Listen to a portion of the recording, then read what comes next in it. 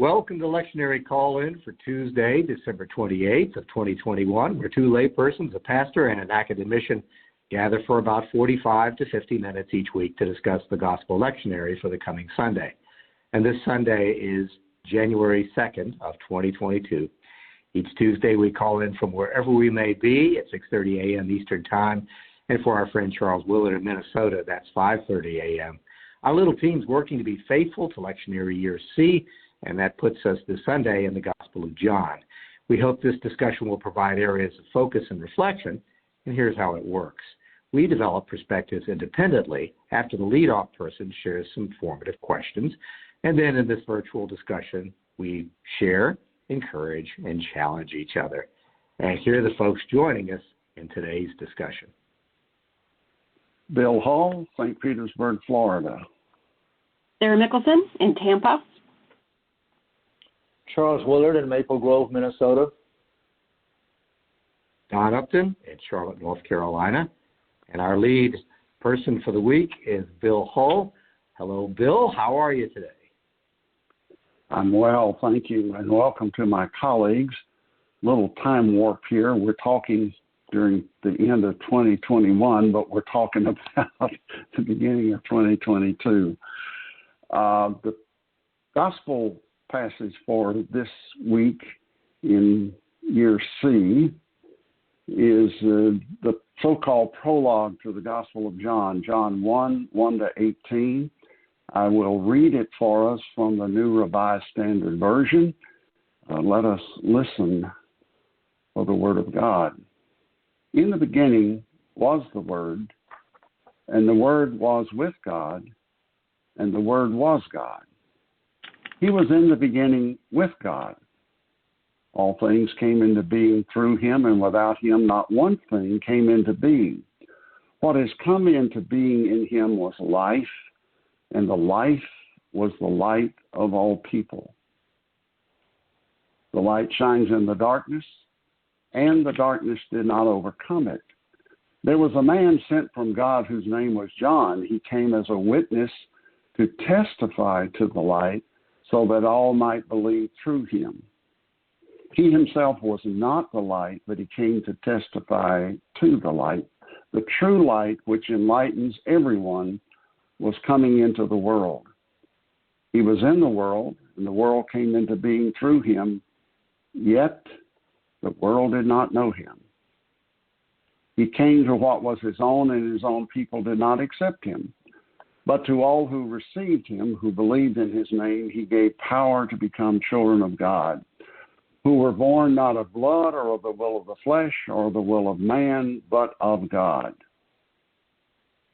And the Word became flesh and lived among us, and we have seen his glory, the glory as of a Father's only Son, full of grace and truth. John testified to him and cried out, "This was he of whom I said, he comes after me, ranks ahead of me, because he was before me." From his fullness we have all received grace upon grace. The law indeed was given through Moses. Grace and truth came through Jesus Christ. No one has ever seen God. It is God, the only Son, who is close to the Father's heart, who has made him known. The word of the Lord, thanks be to God. Thanks be to God.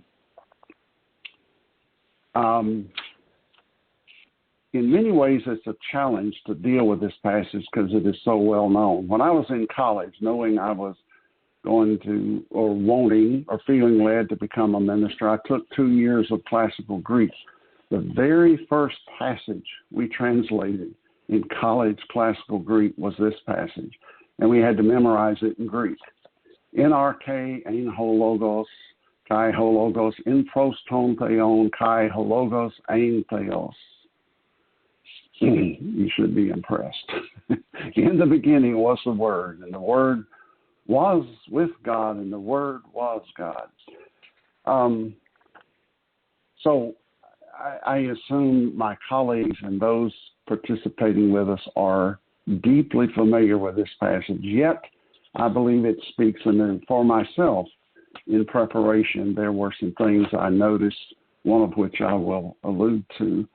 So in that spirit that there's yet more to be discovered, we enter in.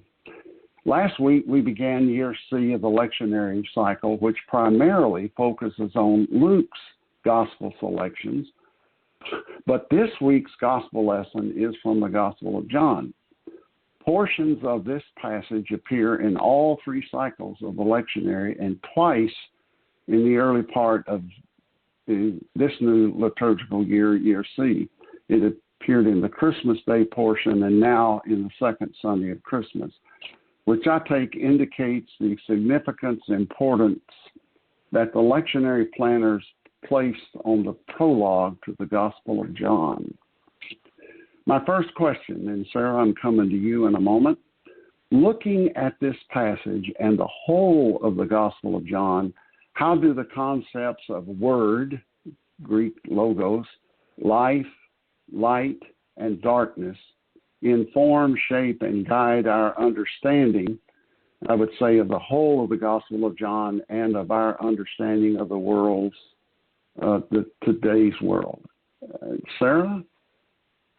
Wow. Okay, so for me, this passage opens up with a cosmic reference. This sense of it's much larger than my little brain can tease all the edges out. So aside the fact that it feels like poetry when you read it, it draws in my mind all these beautiful images and this sense of balance and right and the sense of good existing almost at a Star Wars level where there's just really, really, really a strong sense of you can tell who's on the good side and you can tell who's on the bad side. So in thinking about this, the first thing I latched onto or that caught my heart was that you need a Rosetta Stone. You need a key to a language that will usher in a whole new realm of communication and understanding, almost as if it's a field book or a codex that will unlock or reveal the hidden meaning and the hidden patterns that you can see when you start to understand language. At our church, we give away Bibles to the third graders because that's the moment between second and third grade when they are learning words are not just symbols on paper, but words have meaning, and then the meaning becomes something they can comprehend and read and grow knowledge from. So I see this reference that John makes that Jesus is our Rosetta Stone, a stepping stone or a foundational element into the world as we know it, and he acts as a translator, narrator for the story of God. Because I see this as the story of God, and Jesus is our ability or the thing that brings the lens that brings it all into focus for us. So I see this, the way John describes it, Jesus is what moves us, shifting what was chaotic noise into understandable sound, almost like you would tune a radio. And that with the work of light, one of the things that happens when you move from darkness into light is things take on color and depth.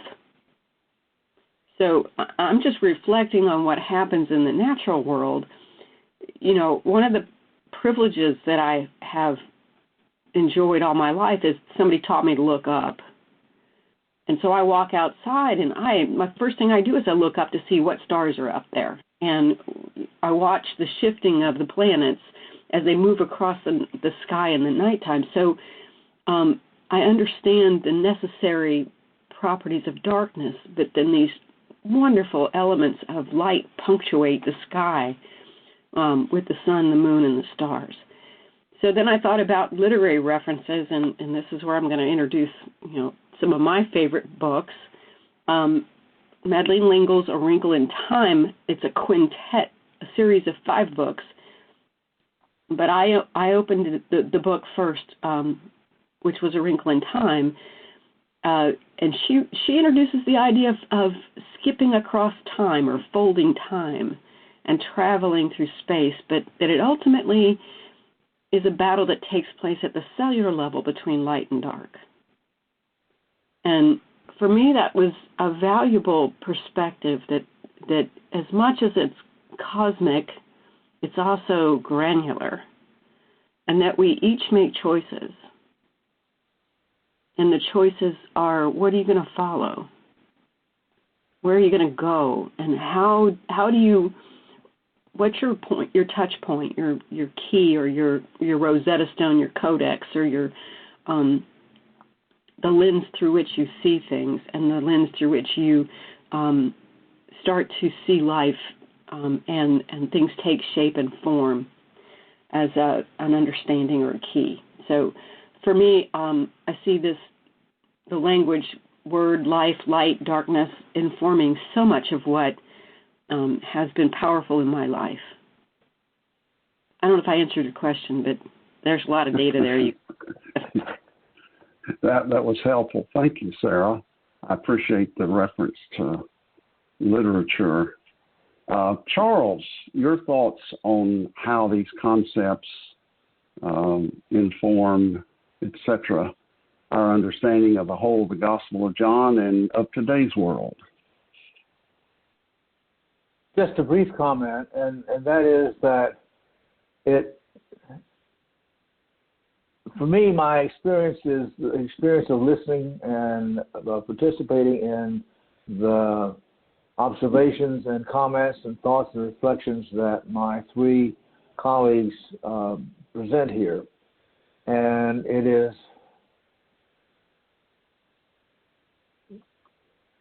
a striking demonstration of the power of collective wisdom and insight. And I can't imagine, I really can't imagine the Apostle John writing these reflective comments many years after the events that he's describing and discussing were there. And I have to wonder how they were heard by the readers, or read or interpreted by the readers that he shared this information with, who then shared it with the rest of us. And it's just a wonderful thing. It demonstrates over and over again the power of light over darkness, and for which I'm grateful. So thank you. Thank you, Charles. Thank you. Don? Thanks for the Rosetta piece, Sarah. Appreciate that. And your question, Bill, included the words inform, shape, and guide our understanding, and you reflect on today's world and understanding of the Gospel of John, and you put them together, today's world and the Gospel of John, which I think is the theme of this, that this is how you understand today's world, and that it's accessible. So I was thinking about why it's accessible, and I think there's some things that are unstated here that are necessary. And one is that we can read this because we have a shared human experience, that this is accessible not to me, but to all of us, that there is a basic platform of understanding. For Sarah, there's a Rosetta here. But there's something in us, that in our common human experience, that allows us to look at this and to go into a journey of understanding. The second is that we have a shared desire for understanding, that we all inquire, we all either search for meaning or push it away, thinking that we found it, but we have that in common with each other, and that's a platform for dealing with this. And we all have some shared context, shared symbolic language, light and dark. Some of the words used in here are some of the earliest words that were used by human beings. We have shared thinking, shared symbols. It's about access. This is accessible, even though it's cosmic. And that we have, I think, an underlying assumption that we can't get it wrong. I think that's a platform here, too. That we have a shared understanding sometimes in our lives of darkness. that I leap to conclusions. Or people say to us sometimes, well, he's got it figured out, doesn't he? That could be me. And we understand what that is because we are always arriving at a surprise if our eyes are open. And that we understand that we have baggage. And I think that's an assumption that's made here. And so the darkness, actually there's brightness in the darkness here. Understanding that there is a journey and a revelation. And then for the literature piece, Sarah, you made me think about books, other books that start with context. The author, the creator, says, all right, we're going to go on a whaling vessel, and I'm going to spend half this book describing what whaling is. I'll be exhausted. You're exhausted by the time you read what Melville did. But you have to understand that because that is the universe. It's not negotiable. This is what a harpoon looks like. This is what a boat does. This is how it works. Or it could be a story about a hotel. And the whole opening chapters are, this is how a hotel works. This is the universe in which we're going to operate. Here is a family. Here's the family history. We're going to work in this. There's no getting out of it. This is the world that you're going to live in. This is the world in which the characters operate and the action takes place. I'm not trying to diminish the first chapter of John when I say that. I'm saying that is truth and the world that these people live in, the world that we live in. So when Bill, you said apply to today and apply to the book, I think that's what's happening there. Everything in this book is based on that truth. Everything that operates, whether they're in darkness or blind to it or not, doesn't really matter because it is what it is. Those are my thoughts. Thank you. The point is often made by scholars, and I'm sure all of us are aware of this. John is unique. The Gospel of John is unique in a number of ways. One is that there's supposedly no birth narrative, but some scholars refer to this as John's birth narrative. And to me, the uniqueness and the value of John is that I think there's virtually complete consensus that John's gospel was written last of the four, chronologically came later in the first century. So however much awareness John had of the other three gospels as they were being composed, my fantasy is that he said, okay, we know that story, so what? What's the point of all that? And so he immediately links his narrative with creation in the beginning. And then this challenging word, logos in Greek, one could spend hours with all the nuances and layers to what that evoked. And I think that's part of the power of it. You can't nail it down. It is a concept that is rich in meaning. So John is seeking to say, okay, we know the narrative. What difference does it make? And he immediately introduces the concepts that I've highlighted, especially light and darkness, which to me runs throughout the Gospel of John. And I think the other Gospels, I think that's part of it. John's trying to say, I'm not negating or challenging the other versions. I'm trying to look at it from a broader perspective. And it was all about light and darkness. In the light, we see what is. I believe you mentioned that, Sarah, that there are elements to what's before us that we can't see in the dark. And darkness representing our human capacity for rebellion, for hurt, for destruction, for prejudice, whatever you want to put under that concept. And so it reminds us early on and throughout the gospel that we have a choice. We can choose. Christ is the light, but we don't have to live in the light. We have a choice. And I think the light is illustrated with the stories of women, Jesus' encounter with women, his encounter with his mother at the marriage in Cana. His mother had some authority. He, in effect, tells Mama, this is not my problem. And she, in effect, says, yes, it is. You're going to do something.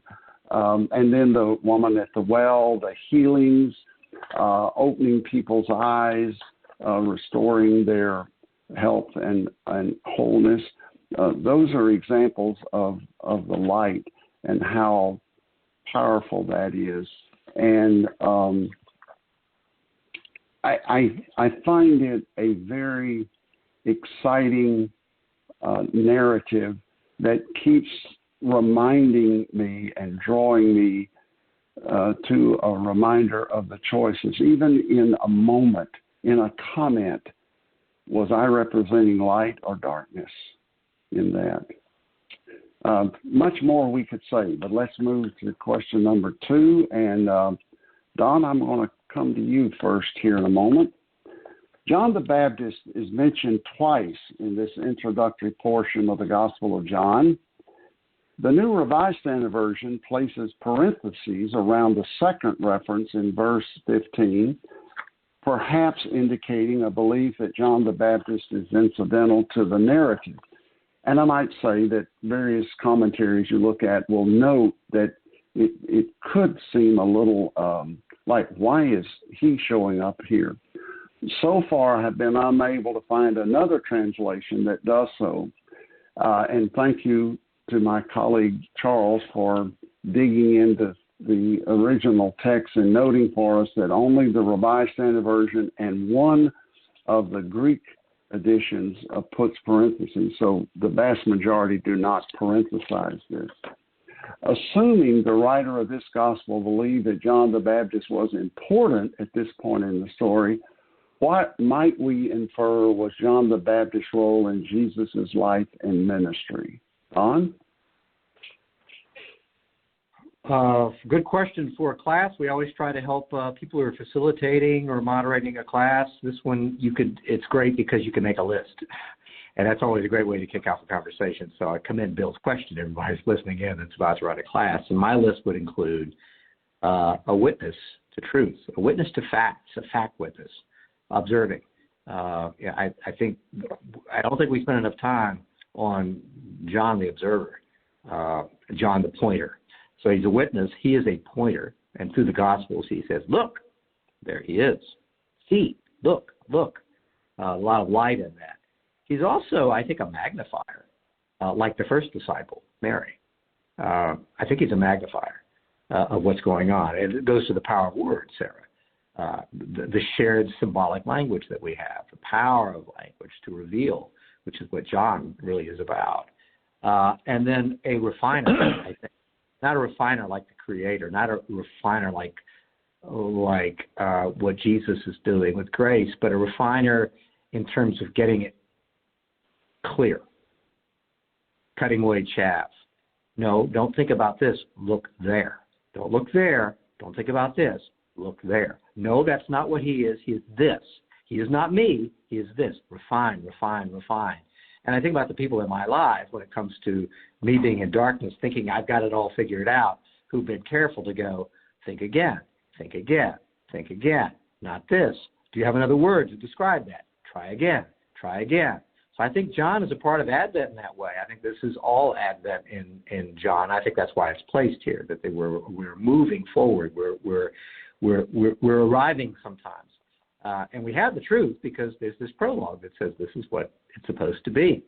Bill Wallace, who used to teach generations of our lectionary class at Palmacia Presbyterian Church in Tampa, who we miss very much, especially this time of the year, said about John, the theme of John is the gradual awareness by the disciples of who Jesus is. Magnify, refine. The gradual awareness. It puts light and darkness in a different mode for me, because I've read this as binary. It's like yes or no. You're in the light or you're not. And I think this is more about the constant reflection and refinement that's taking place in our lives. That the light, I live in a world of light and darkness. My mind, my heart goes into a world of light and darkness, knowing that I'm living inside of something that is a complete universe, whether I reject it or not, whether I accept it or not. The prologue of John says this is where you live. This is the truth of what's going on. So I think John plays that really important role. As for his incidentalness, I think that's the word you use. Yes, there's a lot of pointing out here that he's incidental. But it also says he's important. You can have it both ways on this one. He is incidental and he's important. He's incidental because he's not Jesus. And, for me, I'm not a seminarian, but I do believe there's a real problem at the time of the writing of this with John. And there's a refinement going on here in the language, which is just because he has seen the Christ does not make him the Christ. Just because he pointed to Jesus does not make him the Messiah. Just because he has the knowledge, the logos, the understanding of what's going on does not give him superpowers. So he is incidental, and they point that out, just like I am incidental. But at the same time, he can access all of this. He is important because he's playing a role like we have to with each other. Refine. Listen. Don't look there. Look here. Don't look there. So John can matter and not be the Messiah. So I go back to Bill Wallace's statement about what is John, the gradual awareness by the disciples who Jesus is. There we are today, gradual awareness, a little dark, a little light. I know a little heresy in this because there's so many people that believe that it's a clear, this is a yes and no. I don't think that's the case. There's no yes and no. It says this is the universe. This is what the Creator's made. And within it is darkness and lightness. And you need to be aware of that. And you need to help and love each other because of that. Those are my thoughts. Thank you, Don. A lot of energy there. Thank you. Sarah. Not to be contradictory, but to amplify or to complement. I agree with everything Don said. I see John as a herald. I see John as the witness, the one who provides testimony, the one who is known. He's recognizable. He has qualities that other human beings have. So he has the opportunity and perhaps the role to be our guide in finding the light. So I think he provides a recognizable context and confirmation of who Jesus is. I also kind of teased out the idea in the way that a director takes a script and starts to go, where do I want the audience's eyes to look? What am I going to draw out of this story that I want the audience specifically to see as I walk them through this story? And I think for the book of John to spend a moment acknowledging the role and the value of John the Baptist is key. I think that he is the first one that a voice crying out in the wilderness is referenced in Isaiah. So I think that this is a fulfillment of prophecy, a fulfillment of Scripture, and I think the value that the writer of John uses him to say, look, here is more evidence in this particular framework that says this is true. So I think that's very important for readers that didn't have the privilege of living in that moment, living in that time, and having the opportunity to hear either one of these two people speak about their understanding. So for those of us reading it years later, it just enriches the story. Thank you, Sarah. Charles. I just want to share with those who are listening and watching my own bouncing back and forth between John the Apostle and John the Baptist, and that they both had declaratory powers that are just being used in different ways. But it's difficult to keep those separate as we're talking about John and John who was the apostle and John who was the Baptist. And that's my own struggle. Okay, thank you. Thank you, colleagues. I think what I'm going to share somewhat echoes what's already been highlighted. It strikes me that John appearing this early in this gospel is a reminder that even Jesus Christ needed someone to go before him to prepare the way. This may or may not be an apt analogy. As a minister, other than the church that I was privileged to help organize, I always followed somebody else who had his or her own unique personality and style. And sometimes the challenge in that transition is people having to adjust, not only as the minister learning a new congregation, the congregation's learning a new pastor. So again, I think that illustrates the Word became flesh. A part of being flesh and blood human beings is that each of us is uniquely different with our strengths and weaknesses, with our own ability to see light and yet choose to live in the darkness. And John came to prepare the way for Jesus. I think another insight, to put it bluntly, no one is indispensable. Because John is going to be murdered by the Roman government.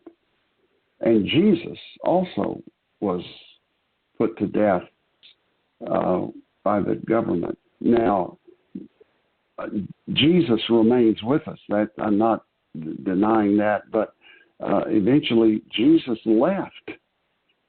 Two different accounts in Luke and in Acts say he was taken up, carried away. Mark, Luke, and Acts. So even Jesus leaves. So those reading this already knew this was after the fact. So they know, as Paul Harvey's term, the rest of the story. So when we read this, we realize that both of the main characters introduced here will eventually leave, and yet the church will go on. John had his own, as we know, distinct personality, style, and message, and yet a clear sense of his role, which was to point beyond himself. And that continued in the New Testament narrative, in Acts and others follow-up stories, and in today's world, that there is always the risk of tribalism. Paul addresses it in 1 Corinthians, people saying, well, I'm an Apollos Christian. No, I'm a Paul Christian. No, I'm a Jesus Christian. Paul says, no. I planted, Apollos watered, and God gives the increase. So it's a reminder of the temptation to Velcro ourselves to a given person or personality or ideology, rather than being set free to follow and hear and be informed by whoever God chooses to put in our lives. And again, this role of pointing beyond himself.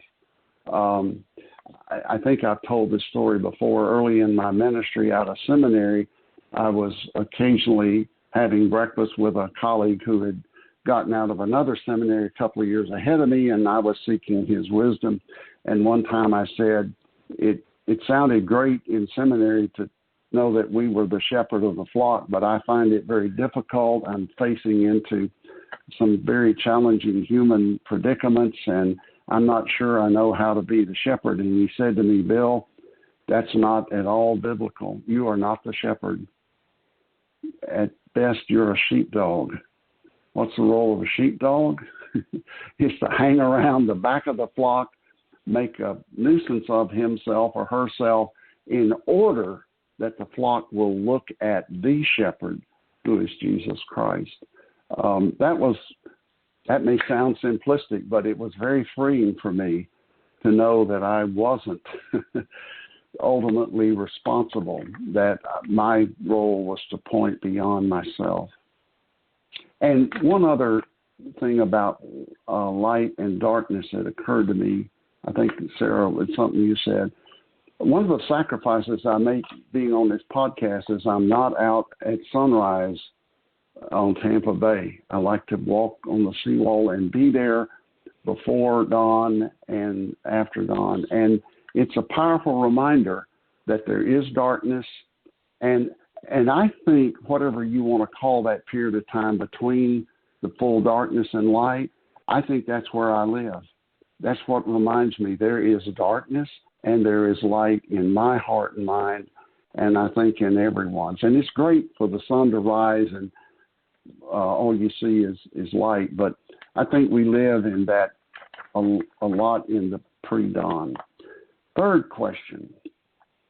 Clearly it is central to this portion of Scripture that, quote, the Word became flesh and lived among us, full of grace and truth, end quote. Verse 14. How does Jesus Christ, the Word, become flesh, grace, and truth, and live in us and among us today? What meaning that full of grace and truth? Caroline Lewis, in her commentary on John, which I commend to others, to me it's a powerful example of excellent scholarship and a heart for people, both mind and heart. And she reminds us that glory in all of the Gospels, but we're talking now about the Gospel of John, involves crucifixion, resurrection, and ascension. All of that revealed of the glory of God. So it's a mixture of joy and sorrow, of seeming success and seeming defeat. And the incarnation is an example of the glory and of grace and truth. And to me, it's an encouragement to believe, again, I think we live in both darkness and light, that we can choose to live in the light, and that the crucifixion and resurrection and ascension remind us that the story is not over. Those of us who seek in our own small ways to work for justice face that temptation of despair. There is much going on right today in this nation and this world that would seem to suggest that the darkness is going to win. And I'll read this quote from Caroline Lewis's commentary talking about truth. The concept of truth in the fourth gospel has little to do with an absolute that can somehow be verified by substantiation. Truth is not fact in that it is a proposition able to be proven outside of itself. Rather, truth denotes relationship. That statement, truth and denotes relationship, captured my mind. We do want to know truth, and we struggle on this podcast to understand and to find answers. But ultimately, the truth that we find in Christ is in a relationship with God through the person of Jesus Christ, with ourselves and with each other, and discovering that there is grace among us, that Christ was full of grace and truth, and that fullness can shape our living, and that a reminder that even what appears to be failure is not the final word. Charles.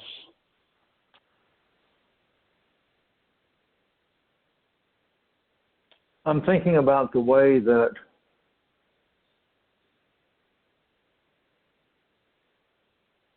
in my own life, this is a personal statement that is probably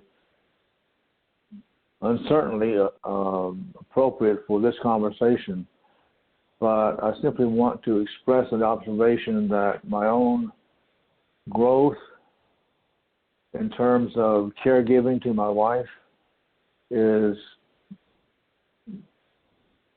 a constant demonstration to me as I experience it about how little we can actually do. And it's just, and I'm sure that the disciples experienced that all the time that there's a difference between understanding what's appropriate and actually doing it. And it was demonstrated by how, at the end, they all fled. Thanks. Thank you, Charles. Very powerful. Sarah. So my first and only response to this question was, you asked, how does Jesus Christ, the Word, become flesh and grace and truth in you and among us today? And I said, only by God's intentionality and the persistent work of the Holy Spirit. I don't know about you, but I fail more than I succeed. I think that we all find our place on, if there's a Likert scale between dark and light, we all find our place where we can hold on to the rope. We might have the wisdom to move toward the light. I think we all have the temptation to move toward the darkness. But the other thing we can do is become that hand that reaches out to someone else to help them find the rope, if you will. So if we're all living in darkness and our job is to catch someone else and bring them to the rope, I think about that life-saving capability. And I think that what's beautiful about the way this system works is that we each are comfortable at one spot on that rope. And the folks that could be saved within our arm's reach are similar.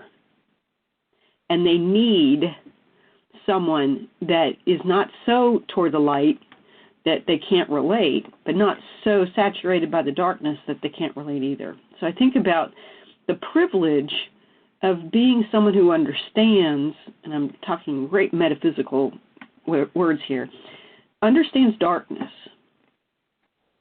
and the lure of it, and can say to someone else, I understand where you are. I understand where you've been. And I'm not afraid to put my hand out and reach out for you. I think there's something absolutely beautiful about that. That the word choices I make, the behavior I demonstrate, my method of how I do the work I do, all of those things are receptors, to use immunology language, that will give someone else the opportunity to connect with this message. And I think the beauty of the first verses of John is they connect with that poetic process of the heart in such a strong way that they invite or entreat us to continue. And I think that's one of the things I love about this book. I don't know if I answered your question, but that's where I'm. Yeah, this is not so much about the answer as where we are in our journey. And real quick story, you reminded me last week in one of our devotions, Sybil and I read, there was a quick story of a neighbor who had a little 8-year-old boy, and the man next door, an elderly gentleman, his wife died. And one morning he's sitting out on his front porch looking very sad, and the little boy runs out and goes and sits with him for a while. When he comes back, his mother said, well, what did you say to him? And the little boy said, I didn't say anything. I just helped him cry. Presence, relationship. Don. I'll answer by saying I think I've gotten two things wrong.